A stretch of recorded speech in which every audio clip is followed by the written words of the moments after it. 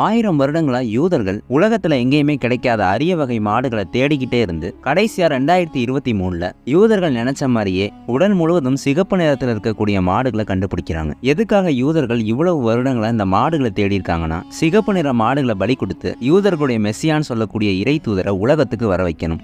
இப்படி பலியிடக்கூடிய அந்த சிகப்பு நிற மாடுகளுக்குன்னே பல விதிமுறைகள் இருக்கு. மாட்டோட தலையில ஆரம்பிச்சு காலு வரைக்கும் முழுவதுமா சிகப்பு நிறத்துல இருக்கணும். அதே மாதிரி ரொம்ப வயதான மாடாவோ இல்ல சின்ன மாடாவோ இருக்கக்கூடாது, நடுத்தரமான வயசுல இருக்கணும். அடுத்து எந்த ஒரு நோயும் இல்லாத மாடா இருக்கணும். முக்கியமா இதுக்கு முன்னாடி பால் கறந்த மாடா இருக்கக்கூடாது, விவசாயத்துக்கு பயன்படுத்தி இருக்கக்கூடாது. இப்படி எல்லா விதிமுறைகளுக்கும் உட்பட்ட ஒரு மாட்டை யூதர்கள் கண்டுபிடிச்சு அந்த மாட்டை பலி கொடுத்து அதுக்கப்புறம் அந்த மாட்டை எரிச்சு அதில் இருக்கக்கூடிய சாம்பலை யூதர்களுடைய 3rd டெம்பிள்ல கொண்டு போய் தெளிக்கணும். இப்படி பண்ணாதான் யூதர்களுடைய மெஸ்ஸியான்னு சொல்லக்கூடிய இறை தூதரை உலகத்துக்கு வர வைக்க முடியும்னு யூதர்கள் நம்புறாங்க. பல வருடங்களா காத்திருந்து கடைசியா இப்போ யூதர்களுக்கு சிகப்பு மாடுகள் கிடைச்சிருச்சு. இந்த மாடுகளுடைய சாம்பலை கொண்டு போய் வைக்கிறதுக்கு யூதர்களுடைய 3rd டெம்பிள் எங்க இருக்குன்னு பார்த்தோம்னா, இங்க தான் இஸ்ரேல் பாலஸ்தீன பிரச்சனையே ஆரம்பிக்குது. யூதர்களுடைய இந்த பலியிடக்கூடிய சடங்குனால பாலஸ்தீனிய மக்களுக்கு என்ன பிரச்சனை, எதனால இந்த 3rd டெம்பிள்னு சொல்றாங்க, அப்ப இதுக்கு முன்னாடி இருந்த 2 டெம்பிள் எப்படி அழிஞ்சது, இப்படி எல்லா விஷயங்களையும் தெரிஞ்சுக்க 3000 வருஷத்துக்கு முன்னாடி நடந்த வரலாறுகளை வாங்க பார்ப்போம்.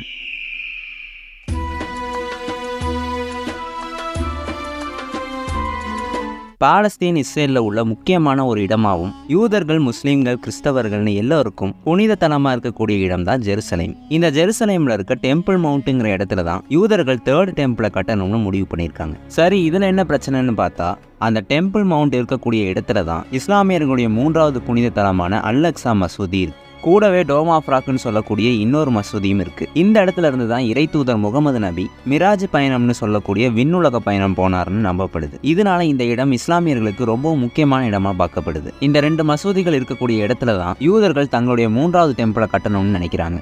இதெல்லாம் ஒரு பக்கம் இருக்கட்டும், இப்ப யூதர்களுடைய முதல் 2 டெம்பிள் எப்படி அழிஞ்சதுன்னு பார்ப்போம். 3000 வருஷத்துக்கு முன்னாடி ஜெருசலேமோட டெம்பிள் மவுண்ட்டுங்கிற இந்த இடத்துல கிங் சாலமன் தான் முதல்ல ஒரு டெம்பிள் கட்டுறாரு. இந்த டெம்பிள் பல வருடங்களா இருந்தாலும் அதுக்கப்புறம் பாபிலோனியர்கள் ஜெருசலேம் மேல படையெடுத்து வந்து ஜெருசலேம் மக்கள் எல்லாரையும் கைது பண்ணி அடிமைகளா கொண்டு போயிட்டு சாலமன் மன்னர் கட்டின இந்த டெம்பிளையும் இருந்த இடம் தெரியாம தரைமட்டமாக்குறாங்க. இதுக்கப்புறம் பல வருடங்களா யூதர்கள் பாபிலோனியர்கள் கூட போராடி ஜெருசலேமை தங்களுடைய கட்டுப்பாட்டுக்குள்ள மீண்டும் கொண்டு வராங்க. தங்களுடைய கட்டுப்பாட்டுக்கு கொண்டு வந்த ஜெருசலேம்ல திரும்ப யூதர்கள் எல்லாரும் சேர்ந்து அதே இடத்துல ஒரு டெம்பிள் கட்டுறாங்க. இந்த டெம்பிள் தான் 2nd டெம்பிள் ஆஃப் ஜியூஸ்னு சொல்லப்படுது. இதுவும் வெறும் 400 வருஷங்கள் தான் இருந்துச்சு. அதுக்கப்புறம் ரோமர்கள் படையெடுத்து வந்து ஜெருசலேம்ல இருந்த 2nd டெம்பிளை அழிச்சிட்டு யூதர்களையும் கைது பண்ணி அடிமைகளா கொண்டு போறாங்க. அப்படின்னா கிட்டத்தட்ட 2000 வருடங்களுக்கு முன்னாடியே யூதர்களுடைய 2வது டெம்பிளும் ரோமர்களால் அழிக்கப்பட்டிருக்கு. இதோட யூதர்கள் ஜெருசலேமை விட்டு ரோமர்களால முழுவதுமா வெளியேற்றப்படுறாங்க. அதுக்கப்புறம் சில காலங்கள் கழிச்சு சரியா 1400 வருடங்களுக்கு முன்னாடி இஸ்லாம்ங்கிற ஒரு மார்க்கம் இறை தூதர் முகமது நபி மூலியமா அரேபிய நாடுகள்ல மிக வேகமா பரவிட்டு வருது. அதே காலகட்டத்துல தான் ஜெருசலேம்ல வாழ்ந்த பாலஸ்தீனிய மக்களும் நிறைய பேர் இஸ்லாம் மார்க்கம் பிடிச்சு முஸ்லிம்ஸா மாறுறாங்க. இதுக்கப்புறம் தான் அந்த டெம்பிள் மவுண்ட்டுங்கிற இடத்துல 2 பள்ளிவாசல்கள் மீண்டும் கட்டப்படுது. இதுல அல்-அக்ஸான்னு சொல்லக்கூடிய மசூதி மக்கா மதீனாக்கு அப்புறமா 3வது புனித ஸ்தலமா பார்க்கப்படுது. காரணம், இங்க தான் எல்லா இறை தூதர்களும் கடவுளை வணங்கிய இடம்னு முஸ்லிம்களால் நம்பப்படுது. அடுத்தது டோம் ஆஃப் ராக்ங்கிற மசூதி. இந்த இடத்துல இருந்து தான் இறை தூதர் முகமது நபி ஹெவனுக்கு பயணம் பண்ணாரு. அதனால இதுவும் எங்களுக்கு முக்கியமான இடம்னு சொல்றாங்க. ஒரு பக்கம் யூதர்கள் இது எங்களுக்கு சொந்தமான இடம்னும், இன்னொரு பக்கம் முஸ்லிம்கள் இது எங்களுடைய மசூதிகள் இருக்கக்கூடிய இடம்னு சொல்றாங்க. ஆனா இப்ப யூதர்கள் ஆரம்பிச்ச இந்த சடங்கு எங்க வந்து முடியும்னா, கடைசியில இந்த டெம்பிள் மவுண்ட் இருக்கக்கூடிய இடத்துல தான் வந்து முடியும்.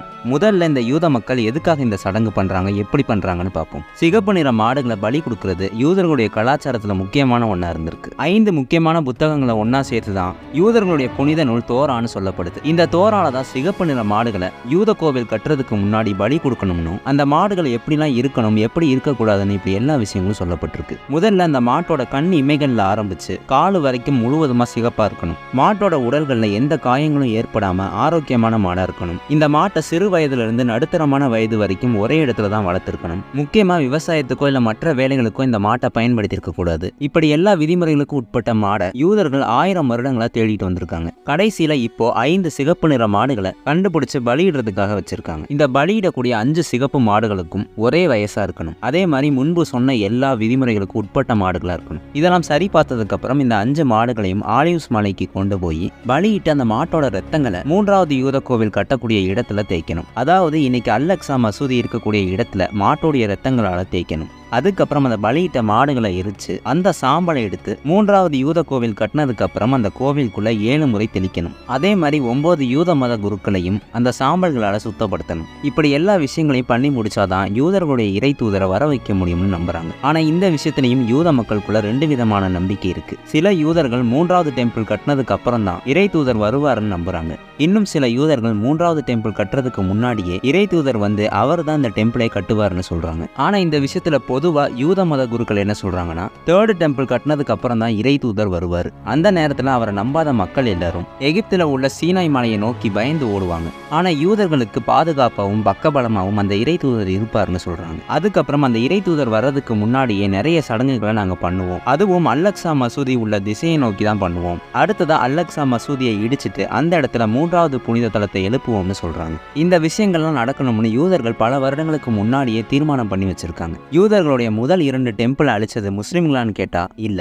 1வது யூத கோவில் அழிச்சது பாபிலோனியர்கள், 2வது யூத கோவில் அழிச்சது ரோமர்கள். இப்படி ரோமர்களையும் பாபிலோனியர்களையும் விட்டுட்டு இஸ்லாமியர்களையும் 3வது புனித தலமா பார்க்கக்கூடிய அல்லக்ஸா அமைஞ்சிருக்க இடத்துல தான் கட்டுவேன்னு யூதர்கள் சொல்றாங்க. இதனாலதான் யூதர்களுக்கும் பாலஸ்தீனிய மக்களுக்கும் முதல்ல பிரச்சனையே ஆரம்பிக்குது. இப்போ உங்களுக்கு புரிஞ்சிருக்கும் எதனால இஸ்ரேல் பாலஸ்தீன போர் நடக்குதுன்னு. இதுக்காகவே பல 100 வருடங்களா பல நாடுகள்ல அந்த சிகப்பு நிற மாடுகளை தேடி தேடி கடைசியில 2018 அமெரிக்கால டெக்சஸ்ங்கிற இடத்துல இருந்து யூதர்களுடைய விதிமுறைகளுக்கு உட்பட்ட 5 சிகப்பு நிற மாடுகளை கண்டுபிடிச்சு இஸ்ரேலுக்கு அனுப்பி வைக்கிறாங்க. இப்படி அனுப்பப்பட்ட மாடை இஸ்ரேல்லே வளர்த்து இப்போ பலியிடுறதுக்கு தகுதியான மாடுகளா வச்சிருக்காங்க. ஒரு பக்கம் யூதர்கள் இந்த சிகப்பு நிற மாடுகளை பலி கொடுத்தா இறை தூதர் வருவார்னு நம்புற மாதிரி, இன்னொரு பக்கம் கிறிஸ்தவர்கள் இந்த சிகப்பு நிற மாடுகளை யூதர்கள் பலி கொடுத்து 3வது கோயிலை கட்டினதுக்கு அப்புறம் இயேசு திரும்ப இந்த உலகத்துக்கு வருவாருன்னு நம்புறாங்க. இதை சரியா பயன்படுத்திக்கிட்ட யூதர்கள் அமெரிக்காவில் இருக்க கிறிஸ்தவர்கள் கிட்ட நாங்க பலியிடுறது மூலியமா உங்களுடைய நம்பிக்கைப்படி இயேசு திரும்ப வந்துருவாரு, அதனால இதுக்காக நீங்க ஃபண்டு கொடுக்கணும்னு கேட்டிருக்காங்க. அங்க இருந்த சில மக்களும் இதெல்லாம் கேட்டு யூதர்களுக்கு ஃபண்டு கொடுத்திருக்காங்க.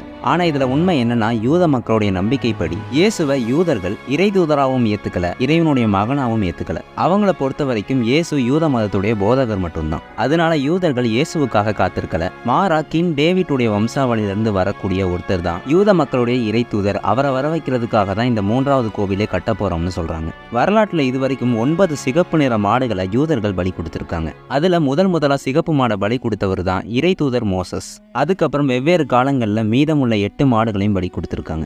யூதர்களுடைய இந்த பலி கொடுக்கக்கூடிய சடங்கை பத்தி தோராவை தவிர்த்து பைபிள் குரான்லையும் சொல்லப்பட்டிருக்கு. இந்த சிகப்பு நிற மாடுகளை தான் ரெட் ஹைஃபர்னு ஆங்கிலத்தில் சொல்றாங்க. இந்த யூதர்களுடைய சடங்கோ இல்ல மற்ற விஷயங்களோ யாருக்குமே பிரச்சனை கிடையாது. ஆனா பிரச்சனை எங்க ஆரம்பிக்குதுன்னா ஏற்கனவே இருக்கக்கூடிய ஒரு விஷயத்தை அழிச்சிட்டு அந்த இடத்துல தங்களுடைய டெம்பிளை கட்டணும்னு நினைக்கிறதுனால தான் பிரச்சனையே ஆரம்பிக்குது.